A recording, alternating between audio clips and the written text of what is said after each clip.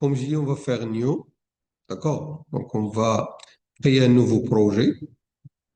Alors, et ensuite, bon, on va faire la configuration. On va utiliser deux éléments. Donc, on va utiliser new coupling ou new chart. Donc, new coupling, là, on va chercher ou on va donc chercher la liaison avec laquelle notre jumeau numérique va se connecter à l'automate. Bon, il peut faire une connexion via des protocoles standards, par exemple PCU, ATA, etc. Bon, pour nous, on va faire une simulation, une connexion à PLC. Donc, vous pouvez faire une connexion à PLC SIM Advanced, mais moi, je vais faire une connexion à PLC SIM classique puisque, bon, j'ai déjà écrit le programme d'automate. Voilà. Alors, ensuite, bon, je vais déclarer des variables. D'accord? Donc, là, on va déclarer les entrées. Bon, il y a deux méthodes. Soit on les déclare ici manuellement. Donc, je vais mettre I0, mettre point 0. D'accord? Bon, symbole, c'est départ cycle. DCY, par exemple, l'entrée maintenant, c'est I0.0. D'accord? Comme je peux les importer. Par exemple, ici, on a déjà il y a les variables qui sont déjà déclarées. On va exporter. Donc, je clique ici sur exporter. On va choisir un chemin. Tiens, moi, je vais placer ça desktop, bureau. D'accord? J'ai appelé le fichier PLC tag. Je vais faire OK. Yes. وبعدين نجي السيميت وبعدين ندير importer. Donc, je vais choisir fichier Excel, aller chercher le chemin. Voilà. PLC tag. On dit importer. Donc, ici, il va déclarer les entrées et les sorties. Mais attention, je pas dit ça tout à l'heure, ça, c'est les entrées et les sorties de l'automate. Mais j'ai oublié de signaler comme quoi les entrées-sorties de l'automate, c'est l'inverse de votre système. Lorsque j'ai, par exemple, une pompe. Alors, une pompe pour l'automate, c'est une sortie. Mais si je prends la pompe elle-même, la pompe, c'est une entrée au niveau de la pompe, c'est son entrée, c'est la commande de la pompe. Si je prends un bouton dit par cycle, donc vu côté automate, c'est une entrée au niveau de l'automate. Mais pour le bouton poussoir, il va envoyer une valeur à l'automate. C'est une sortie. Donc, à de la notion d'entrée-sortie, lorsqu'on parle d'entrée-sortie de l'automatisme, c'est par rapport à l'automate. Mais en fait, c'est quelque chose qui est croisé entre l'automate et le process. Les entrées de l'automate, c'est les sorties de votre process. Et les sorties de l'automate, c'est les entrées du process. Bon, ici, normalement, ils doivent inverser le concept. Et lorsqu'on parle d'entrée-sortie, bah, les entrées, en fait, ça doit être les sorties de l'automate. Et les sorties, ça doit être les entrées de l'automate. Mais ils ont gardé, même pour CIMIT, c'est le cas de CIMIT, ils ont gardé cette notion d'entrée-sortie, c'est par rapport à l'automate. D'accord? Alors, pour modéliser votre système, vous allez cliquer ici sur New Chat. Bon, Adi, c'est une version démo. Et il vous donne la possibilité de faire la simulation pendant 2 heures sur 30 variables. D'accord? Voilà. Donc, ça, c'est la simulation. Et à ce niveau-là, on va trouver la bibliothèque des éléments. D'accord? Qu'on va utiliser. Par exemple, je vais commencer par placer une entrée. Maintenant, il suffit d'aller dans le connecteur. Je vais choisir entrée. Voilà, chauffons là. Une entrée, normalement, ce qu'on a dit, la flèche de l'autre côté. Mais ici, c'est une entrée, mais qui attend une valeur, qui attend un signal. D'accord? Donc, c'est pourquoi j'ai dit une entrée, c'est pour l'automate. Mais au niveau du process, c'est quelque chose que le process doit envoyer vers l'automate, c'est une sortie.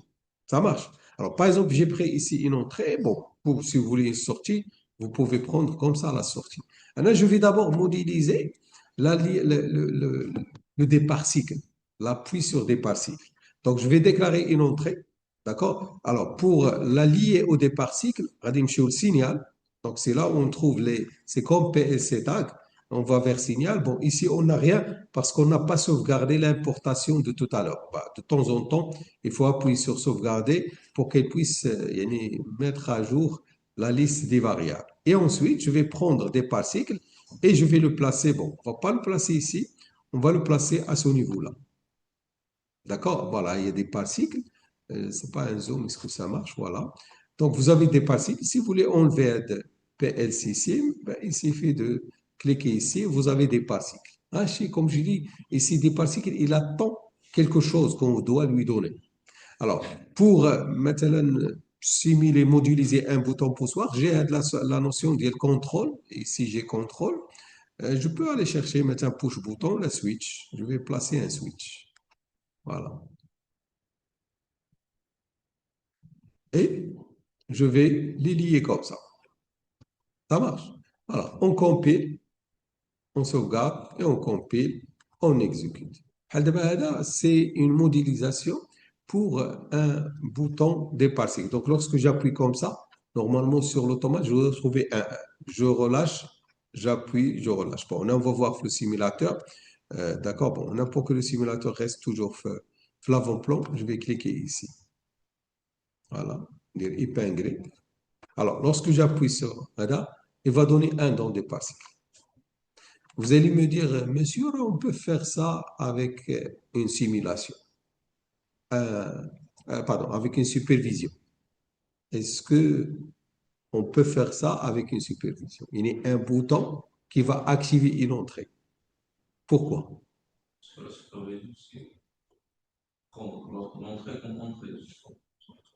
Ça, c'est d'une part. Et on peut contrôler l'entrée. On ne peut pas la commander.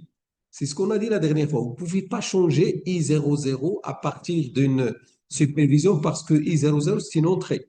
Vous pouvez contrôler, d'accord, mais vous ne pouvez pas la commander. Mais ici, vous voyez, je commande l'entrée. Parce que pour moi, pour l'automate, bon, ça c'est un simulateur. Pour le simulateur, c'est comme si j'ai appuyé sur un bouton I00, sur un vrai bouton.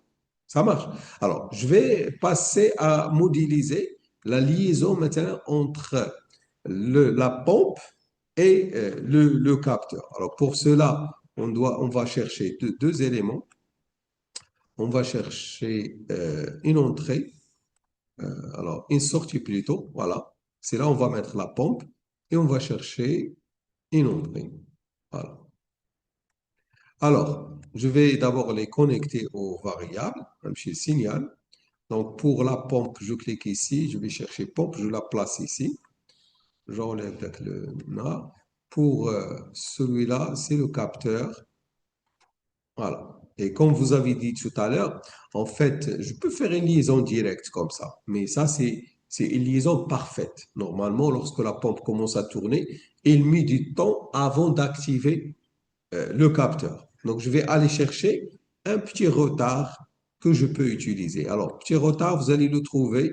Bon, le logiciel, c'est comme l'outil de supervision. Il faut l'utiliser pour apprendre les éléments et pour savoir l'emplacement de chaque élément au niveau de la bibliothèque. Alors, je crois on va trouver ça ici.